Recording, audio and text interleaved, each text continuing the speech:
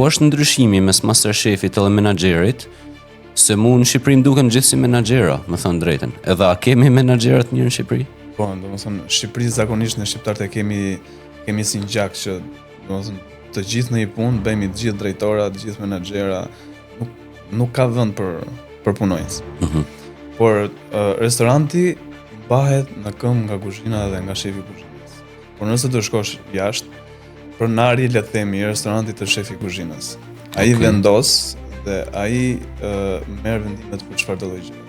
Në momentin që ti po hap një restorant, e para njëherë duhet të hapësh një restorant duke pas një filozofi, duke pas një ide. Dhe këtë nuk e krijon dot as menaxheri, as kamarieri, as kusht tjetër, vetë shefi i kuzhinës. Nuk është restoranti një biznes një muaj, more fishek zjarr për vitin e ri, shite një muaj dhe mbaroi.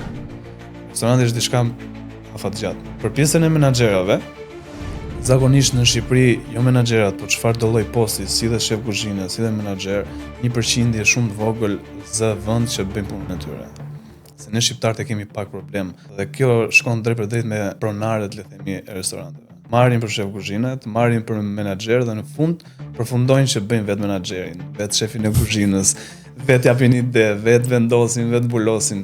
Do thënë nuk e lë një profesionist që të bëj punën e vet. Ky podcast u sponsorizuar nga Armal Mamaçi Training, kompani e cila suporton misionin ton për promovimin e vlerave dhe sipërmarrjes në Shqipëri.